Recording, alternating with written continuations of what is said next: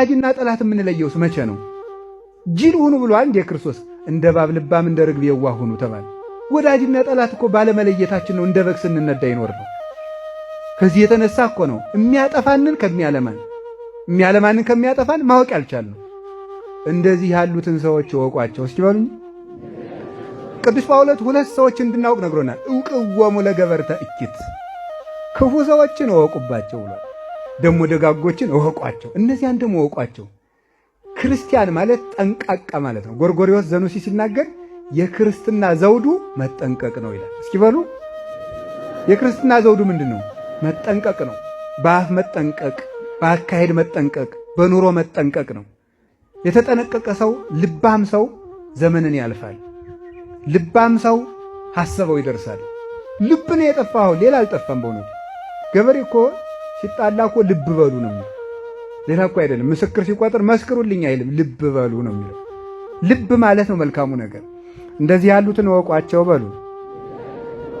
እሺ ዛሬ የምታውቁት አንዱ ቅዱስ ቶማስ ዘመራስ ይባላል።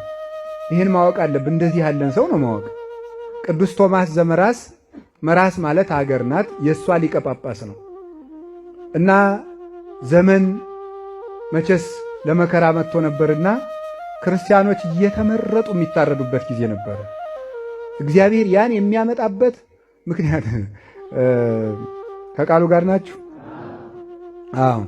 አንድ ኃይለ ቃል ታስታውሳላችሁ? መዝሙረ ዳዊት ላይ ማለት ነው። ፈርዖንን በባህር ውስጥ ያሰጠመ ይልና እስመ ለዓለም ምሕረቱ ይላል። ሊቃውንቱ አይደንቃችሁም? ይሄ ፈርዖንን የገደለ እግዚአብሔር ይልና አዛ ምሕረቱ ለዘላለም ነውና። የሚጋጭ ነገር እኮ ነው። የገደለ ብሎስ ምሕረቱ ለዘላለም ነውና ማለት ምን ማለት ነው? ይጋጫል አይደል? ግን ካለማወቃችን አንዱ ይሄን ራሱ ሰምተነው አናውቅም። እናነባዋለን፣ አይገባንም። ምንድነው እስመ ለዓለም ምሕረቱ?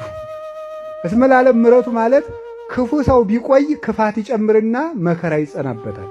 ስለዚህ በጊዜ ቢነቀል ይሻለዋል ማለት ነው።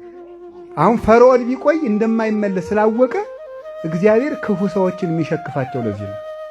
ለምንድን ነው እግዚአብሔር ጦርነት የሚያመጣ? እንደው አናሳዝነውም እንላለን፣ እናሳዝነዋለን በብዙ ነገር። አንደኛ በጎ ሰዎች በመከራው ስለሚጸድቁበት ለነሱ ለመጠቀም ያደርግላቸዋል። ክፉ ሰው ደግሞ የባስ ላይ መለስ ቆይቶ ክፋት እየመጨመረ የሚጠፋ ከሆነ ደግሞ በጊዜ ለመሸከፍ ለሱ መከራ ያመጣበታል። ስለዚህ እግዚአብሔር ለሁለታችንም ጥቅም አደረገው ማለት ነው። እማንመለሰውን በጊዜ ይንቀለን ምን እናደርጋለን? መቼ እውነቴን ነው ካልተመለስን ማለት ነው።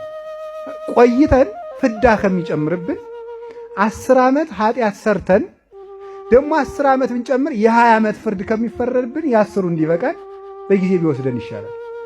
እሱም ያውቅ ነው። አያችሁ እግዚአብሔር እንዴት ያለ ድንቅ እንደሆነ። ስለዚህ እግዚአብሔር ፈርዖንን የገደለው ለፈርዖን አዝኖለት ነው ማለት ነው። አሁን ይሄንን መረዳት እጅግ ጭንቅ ነው። ክርስቲያንነት ማለት ይሄ ነው። እሺ እኛስ ስኑን በደል ያልበደሉ ሕፃናትን ለምንድነው የሚገላቸው ይባላል። ደግሞ እነሱ አያሳዝኑትም? እነሱ ደግሞ ስለ ሁለት ነገር ነው። አንደኛ ቆይተው እንደማይረቡ ካወቀ በጊዜ ያነሳቸዋል። ቆይተው የባሰ የሚሆን እኮ ነው። ሁለተኛ ደግሞ ሕሊናቸው መልካም እንደሆነ ካወቀ ደግሞ ቆይተው ከሚበላሹ ብሎ ደግሞ በጊዜ ይወስዳቸዋል። ሁሉንም እግዚአብሔር ለጥቅም ነው የሚያደርገው። አይምሮ ያለው ሰው ይሄን ነው የማስበው።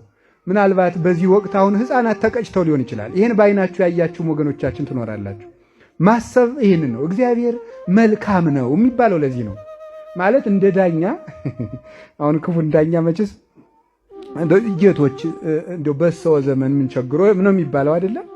ምክንያቱም ኋላ ምን እንደሚያደርጉን ስለማናውቅ ማለት ነው። ክፉ ቢሆንም በሰው ዘመን ተመስገን ነው የሚባለው።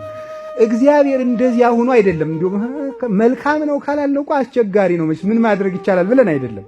በእርግጥ መልካም ስለሆነ ነው እግዚአብሔር። በእርግጥ መልካም ነው። በእውነት መልካም ነው እግዚአብሔር። ምንም ነገር ሲያመጣ ያለ ትርፍ ያመጣው።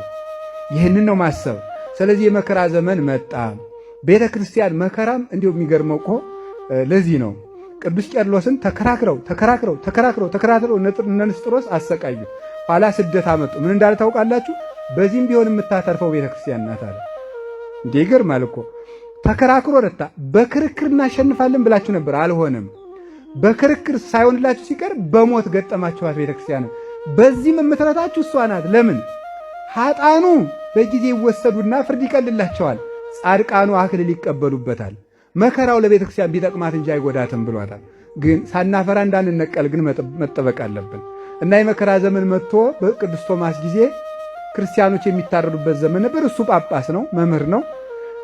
መከራ የሚጸናው በመምህራንና በጳጳሳት ላይ ነው። መጀመሪያ ለምንድን ነው ሲባል ህዝቡ የሚያየው እነሱን ስለሆነ እነሱ ሲፈሩ ህዝቡ ፈጥኖ እንዲክድ ነው። እነሱን መከራ እነሱ ላይ የሚጨመረው እነሱ ካላማቸው ቢነቃነቁ ህዝቡ ፈርቶ ቶሎ ይክዳል ማለት ነው። ብዙ ሰው ከማሰቃየት ብዙ ህዝብ ከማሰቃየት አንድን የቤተ ክርስቲያን አባት ማሰቃየት ትርፍ ነው። ለምን? አንዱ ብዙ ሚሊዮን ህዝብ ይክዳልና። ስለዚህ ከዚህ የተነሳ